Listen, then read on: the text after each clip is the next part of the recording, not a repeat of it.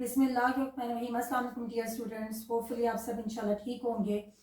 हम अपनी Oxford updated 7th edition new syllabus mathematics की D3 बुक की एक्सरसाइज 5C आज सॉल्व करने जा रहे हैं। इसका इंटरमीडिएट लेवल आज हम करेंगे, बेसिक लेवल ऑलरेडी हम कंप्लीट कर चुके हैं। ये आपको हमारी प्लेलिस्ट में भी आपको मिल जाएगी।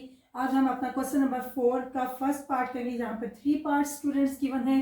पेज नंबर है 181। तो आइए स्टार्ट करते हैं। फर्स्ट पार्ट है क्वेश्चन नंबर 4 का। Nitrogen atom has an atomic radius of A picometres. With in bracket इन्होंने इसका लिखा भी हुआ है कि ये पीएम से हम इसे रिप्रेजेंट करते हैं, where A is equals to 70 and 1 pm is equals to 7 raised to power -12 metre.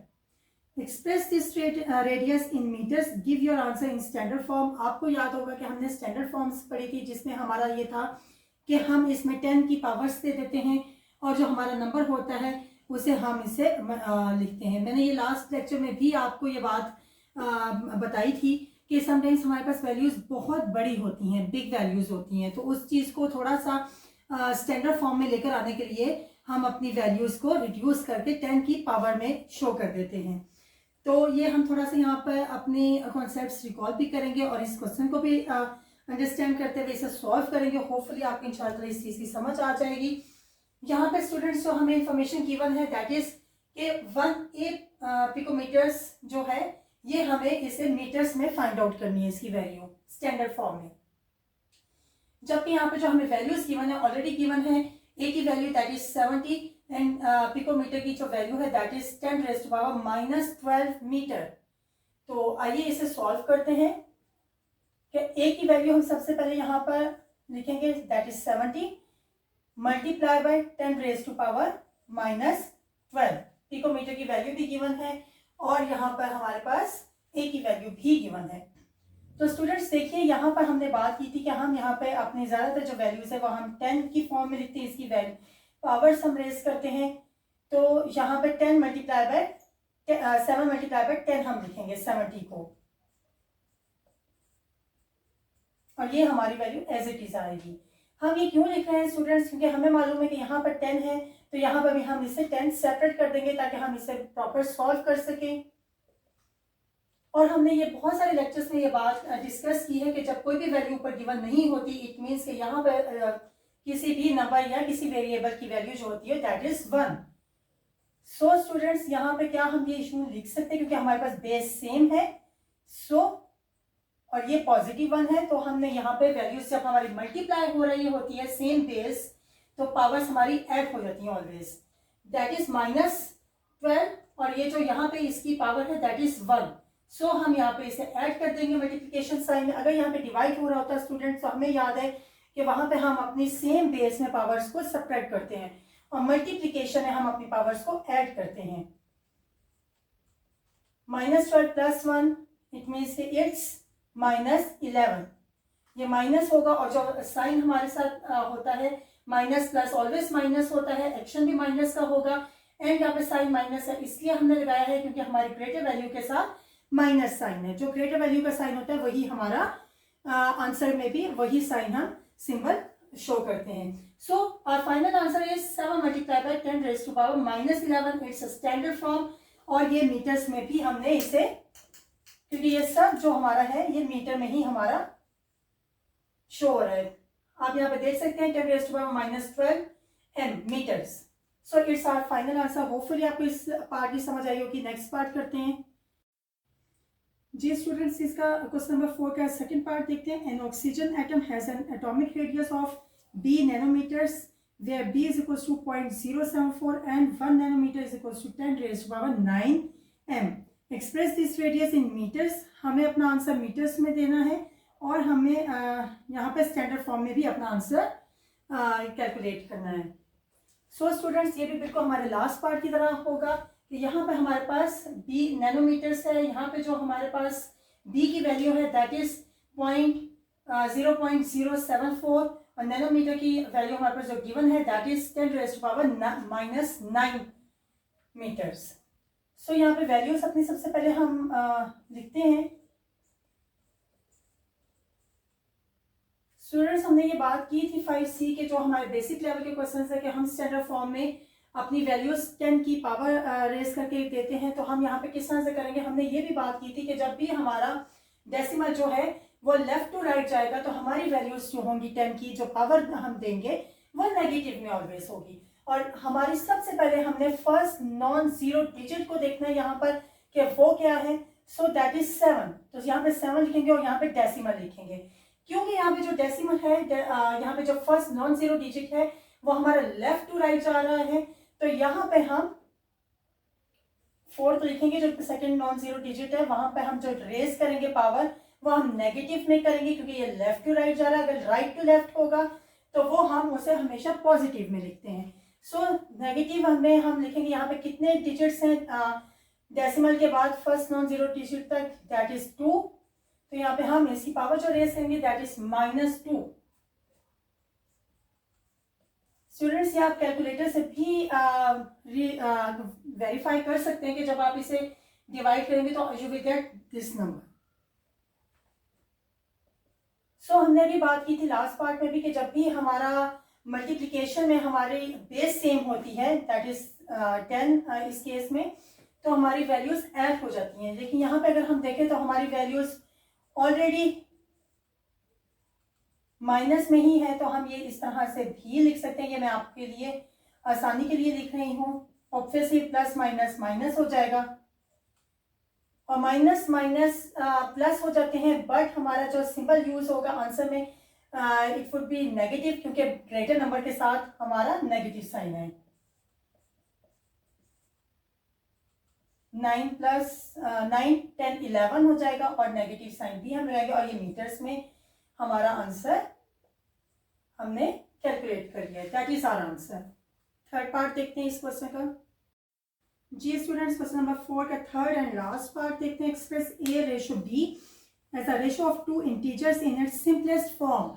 यहाँ पे हमने A और B की रेशो सिंपलेस्ट फॉर्म में लिखनी है। मीन्स कि हमें इसे बिल्कुल सिंपल कर देना है। सिंपलेस्ट फॉर्म हम किस तरह से फाइंड आउट करते हैं, ये आप सबको माशाल्लाह मालूम होगा कि इसमें हमें अगर ये नंबर हमारे डिवाइड हो सकते हैं किसी सेम नंबर पे, तो हम डिवाइड तब तक करते रहेंगे जब तक कि कोई एक हमें ऐसे नंबर नहीं फाइंड आउट हो जाते जो कि सेम नंबर्स पर डिवाइड नहीं होंगे। अच्छा, एक और बात यहाँ पे जो कही गई है स्टूडेंट्स वो है इंटीजर्स। और इंटीजर्स भी हमें मालूम है कि इंटीजर्स वो नंबर होते हैं जो कि आपके पॉजिटिव भी हो सकते हैं, नेगेटिव भी हो सकते हैं, बट ये होल नंबर होता है। और 0 भी हो सकता है but it should be whole number. ये डेसिमल में या फ्रैक्शन में नहीं हो सकता। सो स्टूडेंट्स यहाँ पे A तो ऑलरेडी हमारा होल नंबर ही है, लेकिन B अगर आप देखें तो that is in decimal form 0.074। तो इसका हम जस्ट जो हमारा होल नंबर जो हमारे डिजिट्स हैं जस्ट वही पार्ट लिखेंगे 74। तो ये हमारा होल नंबर कंसीडर हो जाएगा। अब स्टूडेंट्स हम यहाँ पर देखते हैं कि हम इन दो नंबर को कैसे सिंप्लीफाई कर सकते हैं। अगर आपको डिविजिबिलिटी रूल याद हो 2 का, तो वो ये था कि अगर किसी भी नंबर का लास्ट डिजिट 0, 2, 4, 6 या 8 होगा तो we can divide that number on the table of 2। So यहाँ पर देखिए तो 0 है और यहाँ पे दूसरे नंबर में आप देखें तो 4 है। So it means we can divide these 2 numbers on the table of 2। तो आइए इसे डिवाइड करते हैं। अगर आप 70 को 2 पे डिवाइड करेंगे यू विल गेट 35 और ये आप अपने कैलकुलेटर से भी फाइंड आउट कर सकते हैं। और 74 को जब आप डिवाइड करेंगे 2 पर देन यू विल गेट 37। अब अगर आप देखें तो 35 is a odd number and 37 is a prime number. ये दोनों नंबर किसी एक टेबल पे डिवाइड मजीद नहीं हो सकते। So our final answer of this part is 35 ratio 37। ये हमारी सिंपलेस्ट फॉर्म है A रेशो B की। यहाँ पे हमारा क्वेश्चन नंबर 4 कंप्लीट होता है। नेक्स्ट क्वेश्चन देखते हैं जी स्टूडेंट्स। क्वेश्चन नंबर 5 है हमारा, सेम पेज 181 पर। इसे रीड आउट करते हैं। The mean distance from the earth to the sun is C megameters, where C is equals to 1500 and 1 megameter is equals to 10 raised to power 6 meters। और जो दूसरी information हमें given है that is the mean distance from Pluto to the sun is D terameters, where D is equals to 5.91 and 1 terameter is equals to 10 raised to power 12 meters। यहाँ पे students जो हमें करना है वो हमें एक्सप्रेस करना है D as a percentage of C, और हमें आंसर अपना स्टैंडर्ड फॉर्म में लेना है। इट मीन्स कि हमें अपनी 10 की पावर रेज करनी है। तो स्टूडेंट्स ये क्वेश्चन हम किस तरह से करेंगे, यहाँ पे हमें दो इन्फॉर्मेशन गिवन है जो कि मैंने आपके लिए लिख भी दी हैं। That is D is equal to 5.91 multiply 10 raise power 12 metres, and C की वैल्यू भी हमारे पास गिवन है 1500 multiply by 10 raise power 6 metres. और हमें यहाँ पे रेशियो फाइंड आउट करनी है D as a percentage of C. सबसे पहले तो हम यहाँ पे रेशियो फाइंड आउट करेंगे, then in last we will find out its ratio. D हमें करनी है, तो डी हम यहाँ पे अपने लेफ्ट साइड पर लिखेंगे और यहाँ पे देखिए हम अपनी वैल्यू लिख देंगे।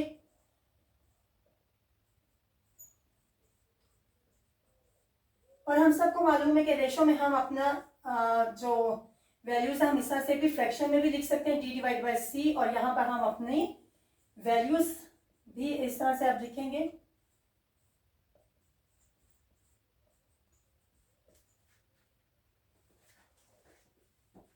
अच्छा स्टूडेंट्स, आप यहाँ पे देखिए तो यहाँ पे हम अपनी 10 की पावर भी रेज कर सकते हैं स्टैंडर्ड फॉर्म में, क्योंकि हमें लेकर आना है तो हम सब नंबर्स अपने स्टैंडर्ड फॉर्म में लेकर आएंगे।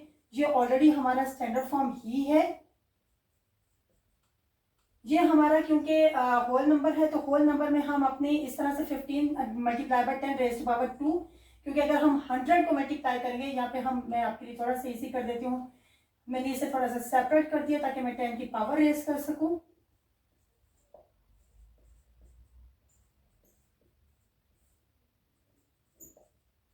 ये 10 रेज टू पावर 2 हो जाएगा।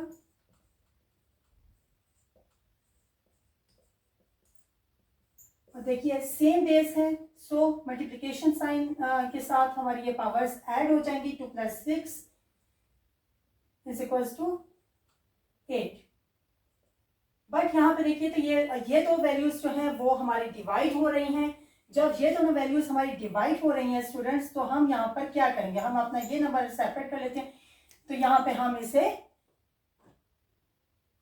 जी स्टूडेंट्स, हमने इस नंबर को अपने सेपरेट कर लिया और 10 की पावर यहाँ पे क्योंकि डिवाइड हो रहा है तो जैसे मल्टीप्लिकेशन में हम अपनी सेम बेस में पावर्स को ऐड करते हैं, इसी तरह से डिवीजन में ये डिवाइड हो रहा है तो डिवीजन में हम अपनी पावर्स को सब्ट्रैक्ट करते हैं।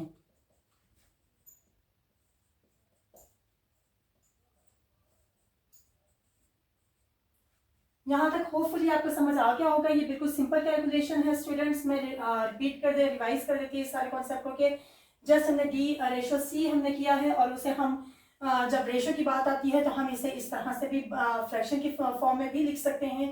जस्ट मैं डिवाइड कर रही हूँ, यहाँ पे 1500 था तो मैंने इसको सेपरेट करके लिखा है ताकि यहाँ पे 10 की पावर हमारी रेस हो सके।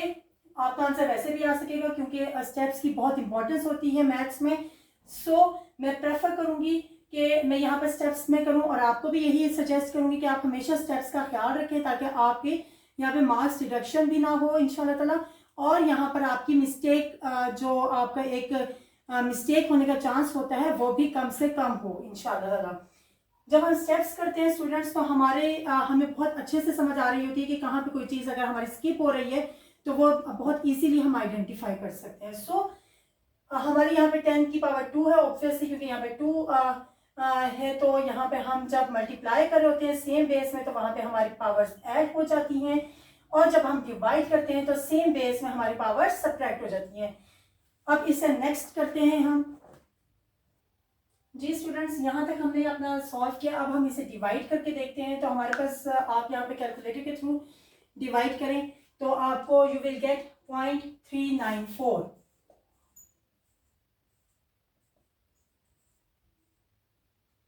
अब अगर हम अपने क्वेश्चन की तरफ जाएं तो वहां पे हमें कहा गया है कि हमें ये आंसर जो है अपना परसेंटेज फॉर्म में लेकर आना है। परसेंटेज में हमें मालूम है कि हमें यहाँ पर 100 से मल्टीप्लाई करना पड़ेगा, क्योंकि परसेंटेज फॉर्म में लाने के लिए हमें इसे मल्टीप्लाई करना पड़ेगा 100 से। यहाँ पे आप एक स्टेटमेंट लिख सकते हैं to calculate this answer in percentage, and then हम 100 से ही कर रहे हैं। इसे मैं आपके लिए थोड़ा सा इजी करने के लिए ये चीज़ कर सकती हूँ कि हम इसको 10 मल्टीप्लाई बाय 10 लिखें। अगर आप स्टूडेंट्स हम इस 10 को इससे मल्टीप्लाई करें तो यहाँ पर हमारी क्योंकि हमें स्टैंडर्ड फॉर्म में अपना आंसर लेकर आना है। तो यहाँ पे हमें मालूम है कि स्टैंडर्ड फॉर्म में हमारा जो फर्स्ट हमारा जो डिजिट होगा it should B non zero digit. तो नॉन जीरो डिजिट के लिए हम इसको 10 से मल्टीप्लाई जब आप करेंगे तो यू विल गेट 3.94। और ये जो स्टूडेंट्स रह गया हमारा, यहाँ पे हमारी कोई पावर गिवन नहीं है, it means here the power of this 10 is 1। So 1 power होने की वजह से मल्टीप्लिकेशन में हम इसको सेम बेस में ऐड कर सकते हैं।